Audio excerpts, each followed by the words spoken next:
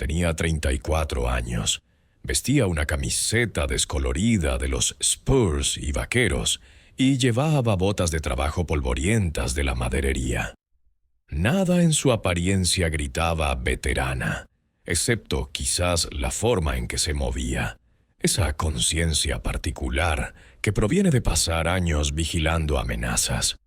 Estaba a punto de abrir la puerta de su coche cuando oyó pasos sobre el pavimento detrás de ella, moviéndose con propósito.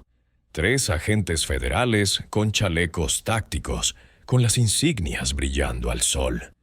Eran parte de un grupo de trabajo conjunto con el Departamento de Policía de San Antonio, trabajando a partir de un boletín de inteligencia sobre redes sospechosas de fraude documental que supuestamente operaban en la zona.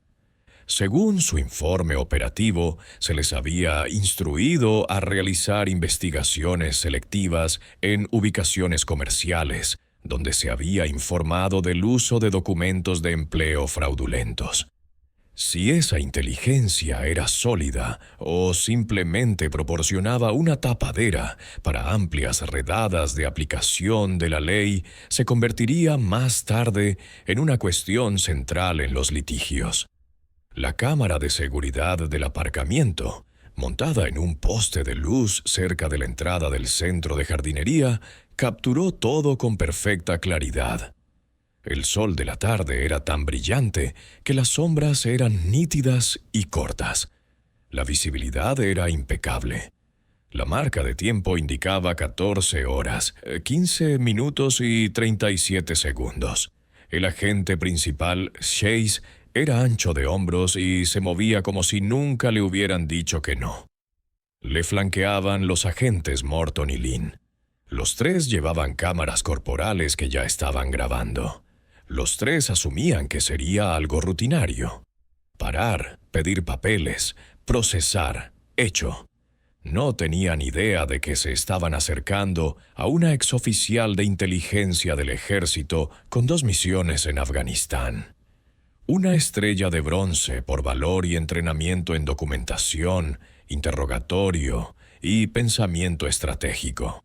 No tenían idea de que había pasado su carrera militar en situaciones donde un movimiento en falso significaba la muerte, y había aprendido a estar 3 pasos por delante de todos en la habitación, o en este caso, en el aparcamiento. Antes de continuar, desde donde nos estás viendo, si es tu primera vez aquí, dale al botón de suscripción. Historias como esta necesitan ser compartidas, y tu apoyo nos ayuda a sacar más verdad a la luz. Señora, Inmigración y Control de Aduanas, llamó Hayes, con la mano apoyada en el cinturón cerca de su arma. La cámara de seguridad capturó su acercamiento, su postura agresiva, tratándola ya como a una sospechosa. Necesitamos ver su identificación y prueba de ciudadanía. Natasha se giró lentamente, deliberadamente, con las manos visibles a los lados, su postura relajada pero equilibrada. La cámara capturó su rostro, tranquilo, evaluador, sin miedo visible. ¿Bajo qué motivo? Su voz era firme, casi conversacional.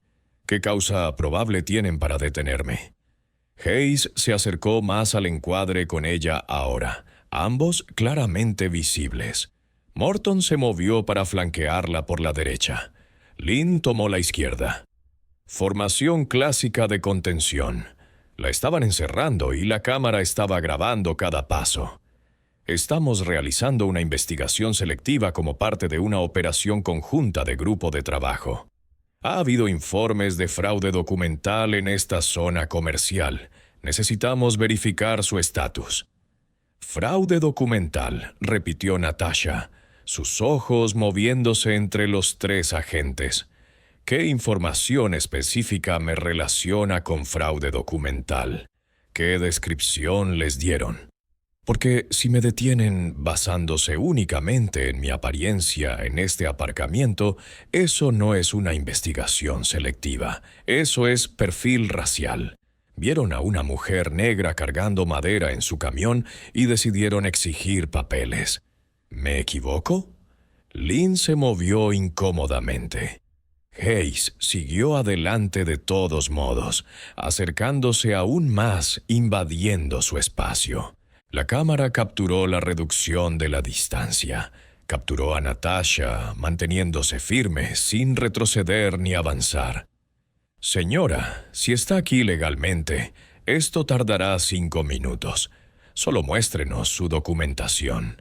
«No tengo que mostrarles nada sin causa probable», respondió Natasha, su voz resonando claramente por el aparcamiento, captada no solo por las cámaras corporales de los agentes, sino también por los sensores de audio de la cámara de seguridad. «La cuarta enmienda me protege de incautaciones irrazonables. Ustedes detenerme sin sospecha fundamentada. Eso es irrazonable. Eso es inconstitucional. Y no les daré lo que quieren solo porque tienen insignias».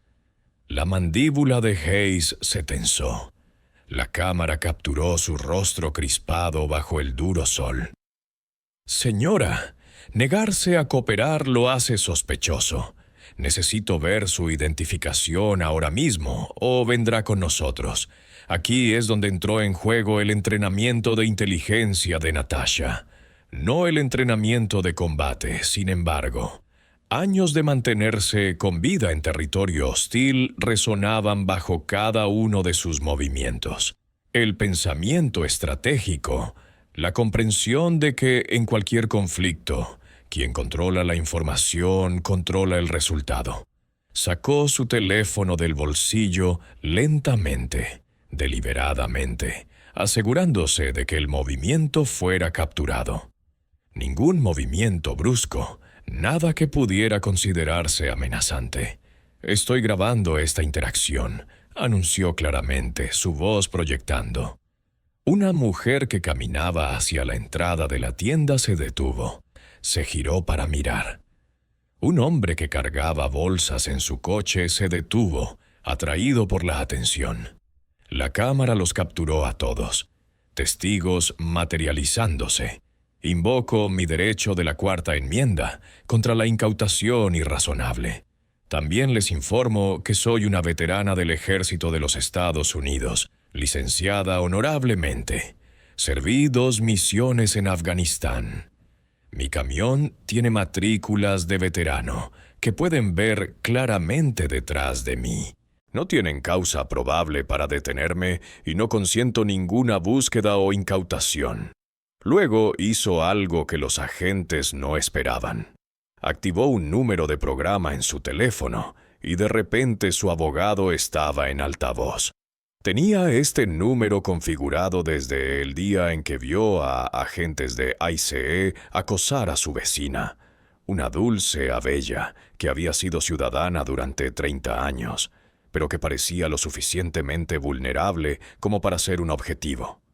Natasha había aprendido en el ejército. «Espera lo mejor, prepárate para lo peor».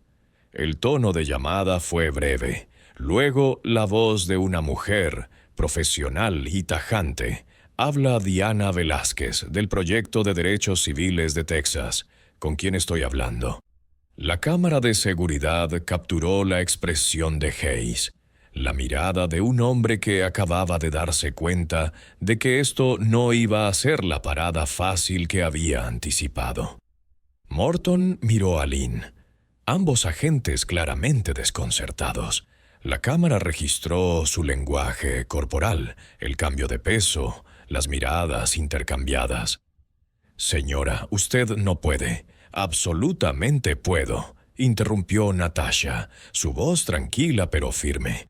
«Estoy siendo detenida sin causa probable por agentes federales que se han negado a articular cualquier sospecha específica de actividad criminal.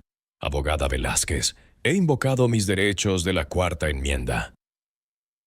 «Continúan deteniéndome en este aparcamiento sin justificación. Oficiales, esta es Diana Velázquez y estoy grabando esta llamada».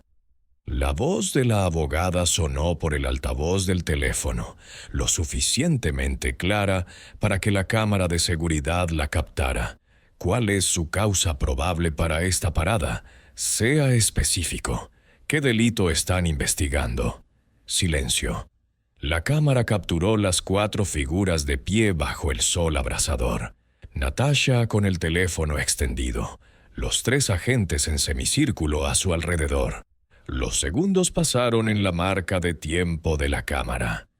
14 horas 18 minutos y 45 segundos. 14 horas 18 minutos y 46 segundos.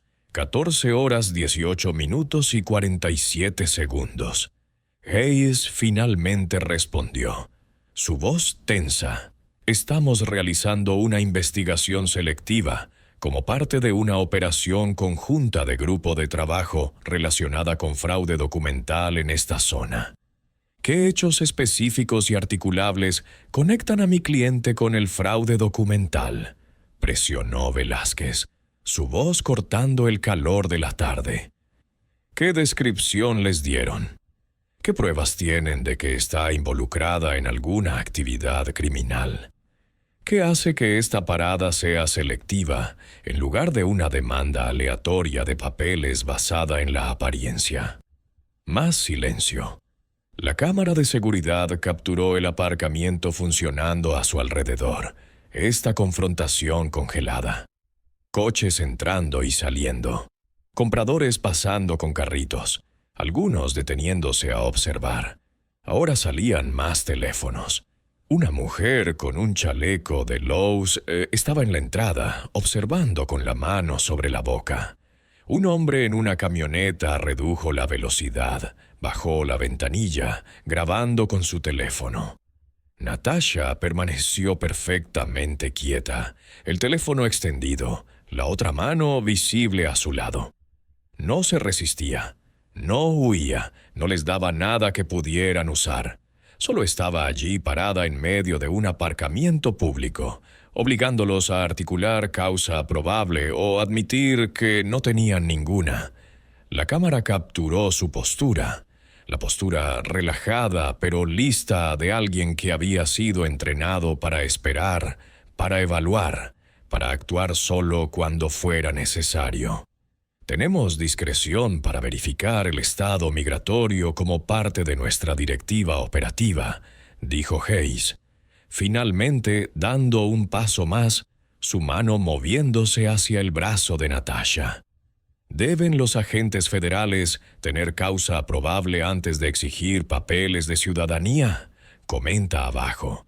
Esto no se trataba de seguridad fronteriza. Se trataba de si la Constitución protege a los veteranos de la misma manera que protege a todos los demás, o si servir a tu país no significa nada cuando tu piel es negra. La discreción no es un cheque en blanco, dijo la voz de Velázquez por el teléfono. Necesitan sospecha razonable. ¿La tienen? ¿Pueden articularla? Señora, vamos a necesitar que venga con nosotros para el procesamiento, dijo Hayes, ignorando la pregunta de la abogada. Extendió la mano para agarrar el brazo de Natasha. Ella dio un paso calculado hacia atrás, no agresivo, no huyendo, solo manteniendo la distancia. El movimiento fue controlado, deliberado, claramente defensivo en lugar de evasivo.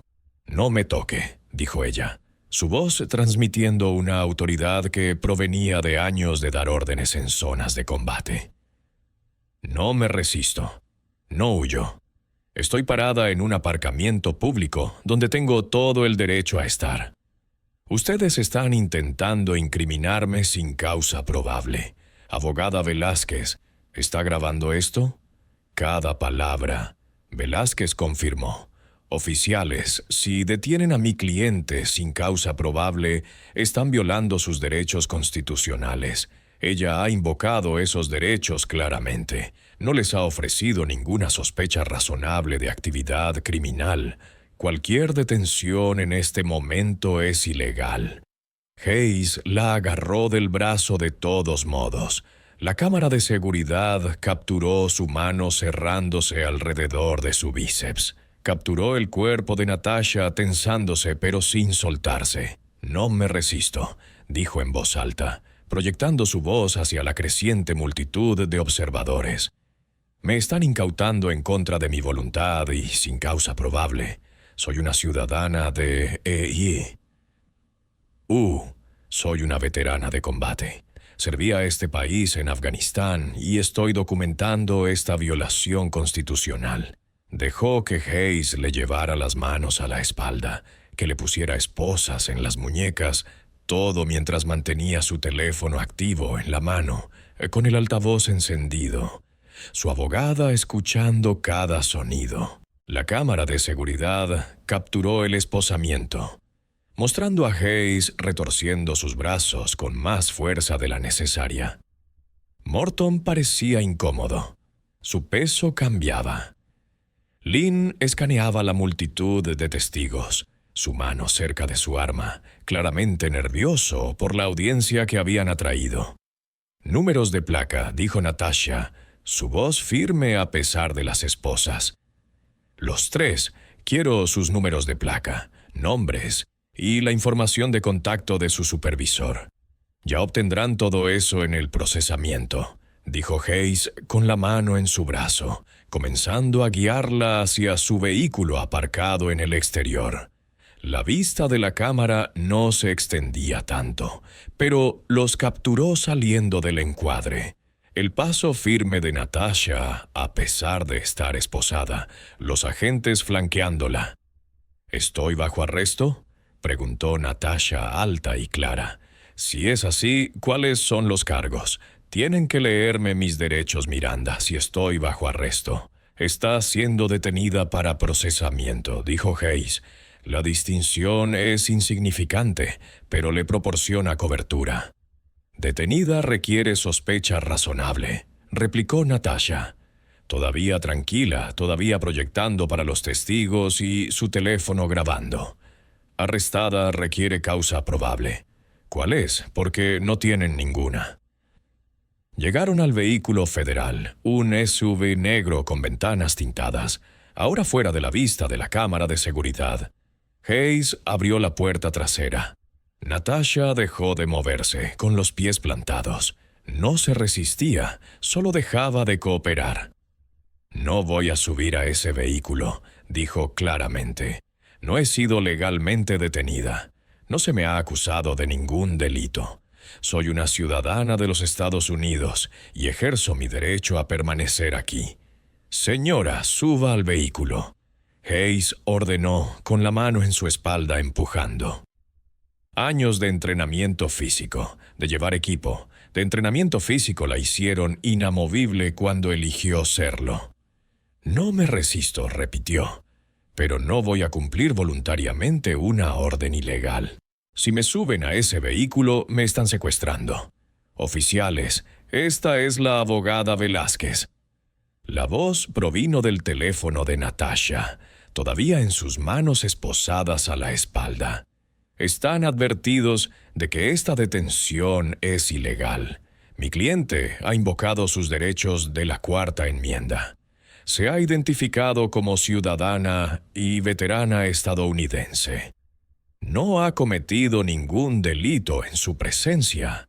Si la sacan de este lugar, están violando derechos constitucionales claramente establecidos y habrá consecuencias civiles y potencialmente criminales». Hayes dudó. Morton habló por primera vez. «Quizás deberíamos llamar al supervisor». «No necesitamos un supervisor», espetó Hayes, pero su voz carecía de convicción. Lynn se estaba retirando activamente ahora. Su lenguaje corporal gritaba que no quería ser parte de esto. La multitud en el aparcamiento había crecido.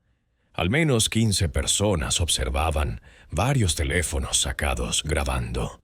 La mujer del chaleco de Lowe's estaba hablando por teléfono, probablemente llamando a la gerencia o seguridad. Esto se estaba convirtiendo en un espectáculo, y los espectáculos significaban escrutinio, significaban preguntas, significaban rendición de cuentas que Hayes no había planeado. «Número de placa 729-4», dijo Natasha, leyendo el número en el chaleco de Hayes, su voz resonando. «Agente Hayes, Número de placa 583-1, agente Morton. Número de placa 603, agente Lynn, oficina de ICE San Antonio, abogada Velázquez. ¿Obtuvo esos números? Los tengo, confirmó Velázquez. Oficiales, estoy notificando a su oficina de San Antonio ahora mismo. Su supervisor recibirá una llamada en 5 minutos. Sugiero encarecidamente que liberen a mi cliente inmediatamente. El enfrentamiento duró otros 3 minutos. Natasha de pie junto al SUV, esposada pero sin inmutarse, negándose a subir. Hayes agarrando su brazo, claramente inseguro de cómo proceder. Morton y Lynn retrocediendo, distanciándose de la decisión de Hayes. La multitud observando, grabando, siendo testigo. La radio de Hayes chisporroteó. Agente Hayes, habla el supervisor Thornton. Desaloje, libere al sujeto inmediatamente. Regrese a la oficina. La cara de Hayes se enrojeció de vergüenza y rabia, la comprensión de que había sido desautorizado. Le quitó las esposas a Natasha bruscamente, el movimiento brusco y hostil. Ella se frotó las muñecas, ya apareciendo marcas rojas por las esposas. «Quiero un formulario de queja», dijo ella, su voz todavía firme. «Presentaré una queja formal por violación de mis derechos de la Cuarta Enmienda, por perfil racial, por detención ilegal y por uso excesivo de la fuerza. Puede presentarla en la oficina», murmuró Hayes, ya moviéndose hacia la puerta del conductor. No voy a ir a su oficina», replicó Natasha. «Voy a la ACLU. Voy a la oficina de mi abogado y luego demandaré a cada uno de ustedes personalmente y a la agencia por todo lo que pueda conseguir. Porque lo que hicieron hoy aquí fue ilegal, inconstitucional y quedó grabado en cámara». Levantó su teléfono, todavía grabando. Hayes se marchó sin responder. Morton y Lynn le siguieron en un segundo vehículo, ambos con aspecto aturdido. Natasha se quedó en el aparcamiento, frotándose las muñecas, mirando directamente a la cámara de seguridad. Sabía exactamente dónde estaba. La había localizado cuando se estacionó por primera vez. Viejos hábitos del trabajo de inteligencia. Siempre saber dónde está la vigilancia. Siempre controlar la narrativa grabada. La voz de la abogada Velázquez sonó por el altavoz del teléfono. «Natasha, ¿estás bien?» «Estoy bien», respondió Natasha, su voz finalmente mostrando un ligero temblor ahora que el peligro inmediato había pasado. Agradecida, pero bien. No obtuvieron lo que querían. «Lo que querían no importa», dijo Velázquez firmemente. «Lo que hicieron fue ilegal. Estoy solicitando las grabaciones del aparcamiento ahora mismo, más las grabaciones de sus cámaras corporales. Y luego los haremos lamentar cada segundo de esto». La demanda se presentó 2 semanas después de que Velázquez obtuviera las grabaciones de la cámara de seguridad y las 3 grabaciones de las cámaras corporales. Doctora Natasha Reeves, contra Estados Unidos de América, agente Hayes, agente Morton, agente Lynn.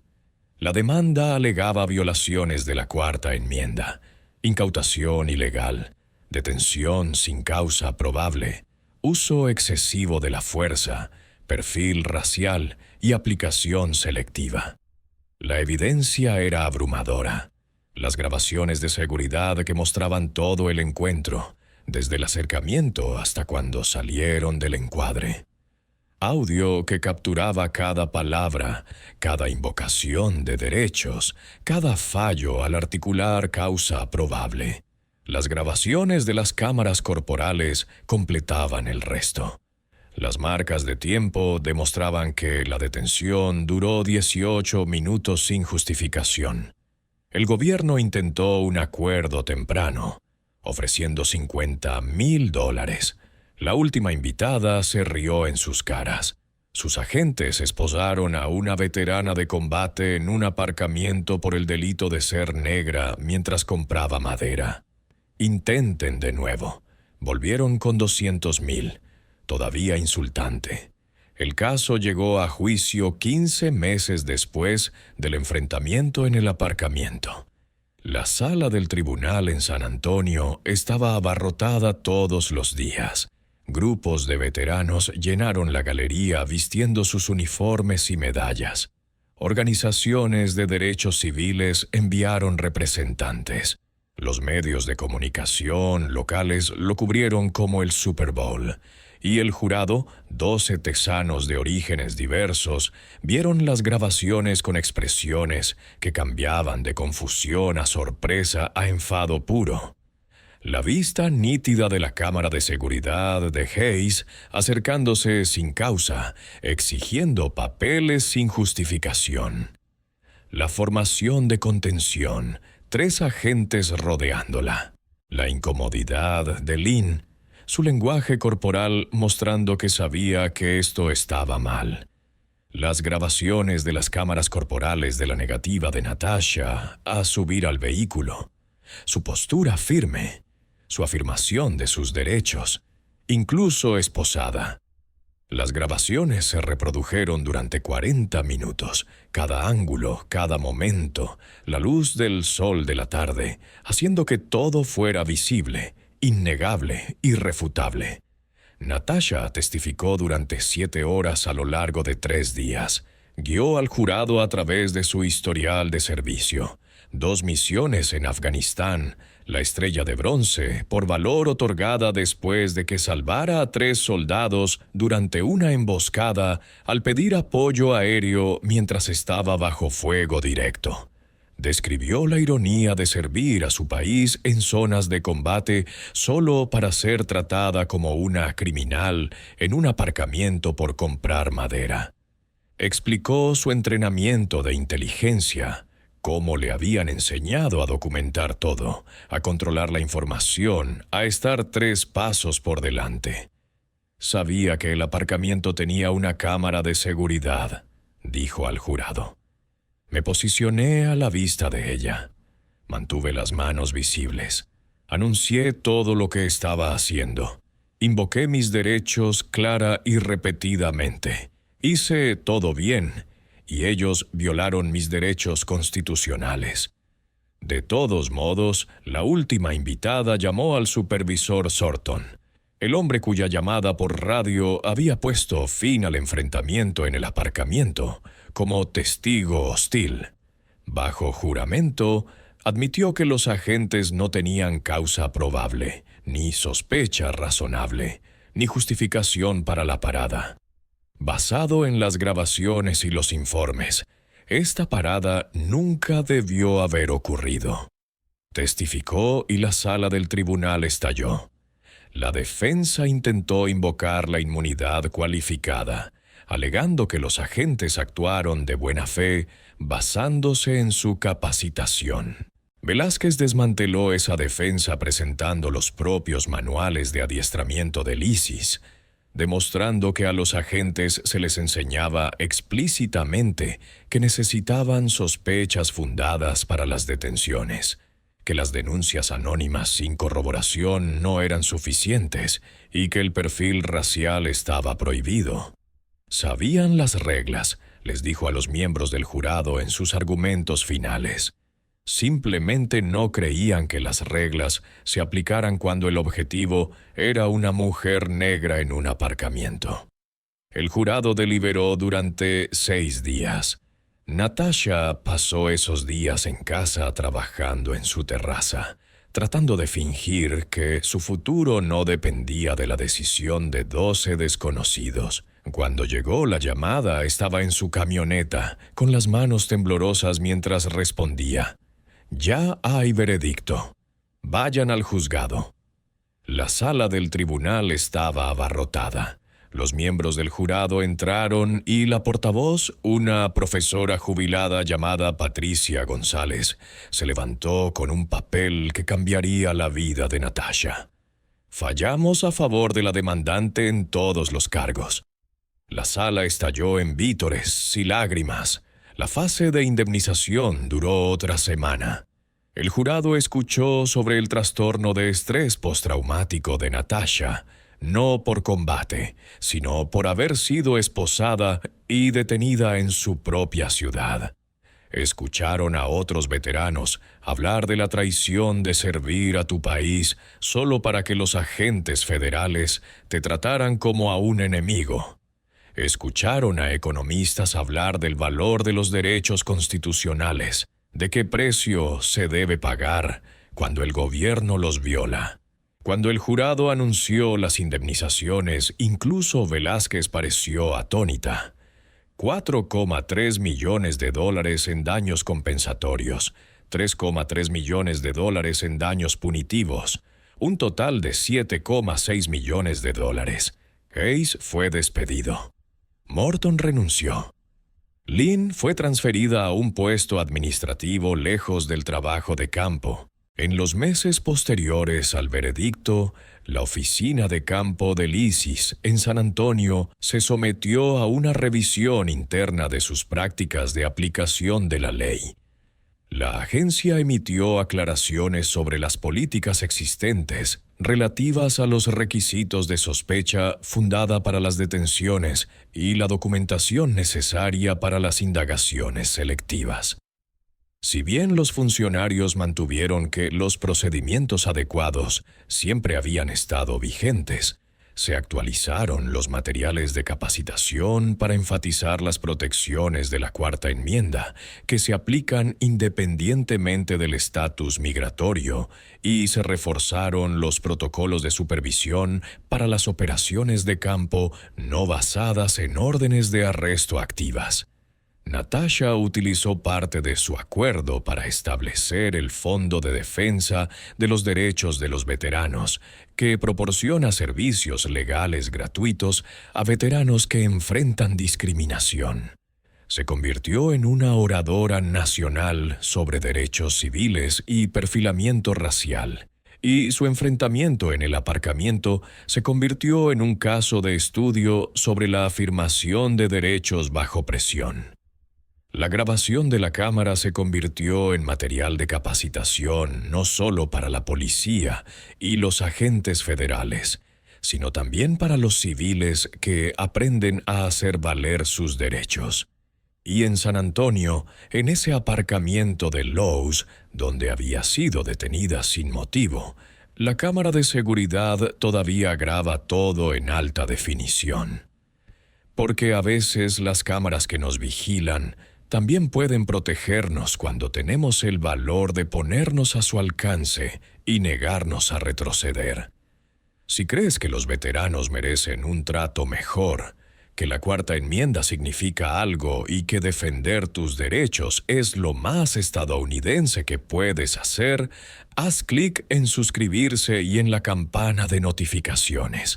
Tenemos más historias que te harán ver tus propios derechos de manera diferente, porque la libertad no es gratis.